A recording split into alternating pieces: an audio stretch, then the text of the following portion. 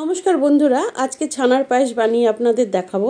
এই ছানার পায়েসের স্বাদ কিন্তু একদম মিষ্টির দোকানের মতন হবে। রেসিপিটা দেখার পরে যদি ভালো লাগে লাইক করবেন, বন্ধুদের সাথে শেয়ার করবেন, আর আমার চ্যানেলে নতুন বন্ধু হয়ে থাকলে সাবস্ক্রাইব করে পাশে থাকার অনুরোধ রইল। এই প্রচণ্ড গরমে অনেকের বাড়িতেই দুধ বাড়তি হয়ে যাচ্ছে, সেই দুধ দিয়েও কিন্তু আপনারা অনায়াসে এই ছানার পায়েস তৈরি করে নিতে পারবেন। দেখবেন বাড়ির সকলেরই খুব ভালো লাগবে। তাহলে রেসিপিটা শুরু করা যাক। 1/2 লিটার করে 2 প্যাকেট আমি দুধ নিয়ে নিচ্ছি, টোটাল 1 লিটার। এই দুধটা দিয়ে কিন্তু ছানার পায়েস তৈরি করব। প্রথমে 1/2 লিটার দুধ একটা বাটিতে গরম বসিয়ে দিয়েছি। দুধটা ফুটে উঠলে ভিনিগার দিয়ে আমি ছানা কাটিয়ে নেব। আপনারা লেবুর রসও ব্যবহার করতে পারেন। দুধটা দেখুন ফুটে উঠেছে, 2 চামচ আমি ভিনিগার দিয়ে দিচ্ছি।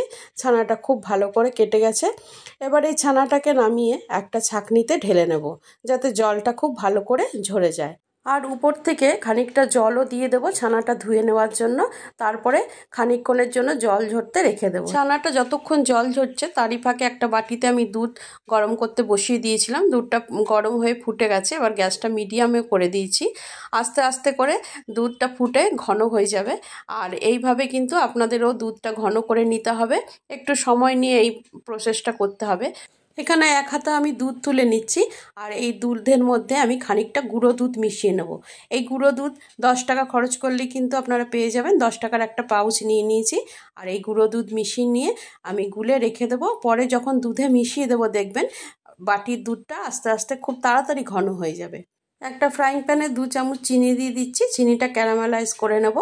পরে এটা দুধের সাথে মিশিয়ে নেব। দেখবেন একদম মিষ্টির দোকানের মতন কালার আসবে। 2টো এলাচ নিয়ে নিয়েছি, এটা গুঁড়ো করে রেখে দেবো।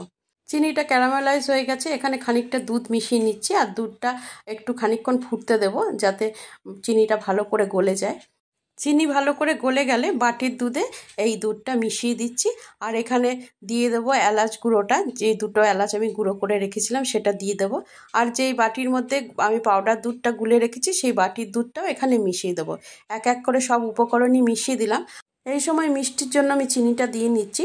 4 টিস্পুন আমি চিনি দিচ্ছি। আগে 2 টিস্পুনে ক্যারামেলাইজ করেছিলাম, এখানে 4 টিস্পুন, মানে টোটাল 6 টিস্পুন আমি চিনি ব্যবহার করছি মিষ্টির জন্য। আপনারা নিজেদের স্বাদ অনুযায়ী মিষ্টিটা দিয়ে নেবেন।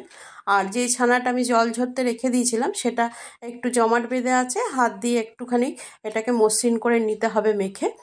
ছানাটা যখন একটু মসৃণ হয়ে যাবে মাখার পরে, তখন দুধে আমি ছানাটা মিশিয়ে দেব। ছানাটা অল্প অল্প করে দেব আর ভালো করে মিশিয়ে দেব। তারপরে 10-15 মিনিট ফুটতে দেব। ঘন ঘন নাড়তে হবে যাতে তলায় ধরে না যায়। আর কিছুক্ষণের মধ্যেই দেখবেন ঘন হয়ে এসছে। এখানে 1 মুঠো আমি কিশমিশও দিয়ে নিলাম। দেখুন 10-15 মিনিট পর ছানার পায়েসটা একদমই রেডি হয়ে গেছে।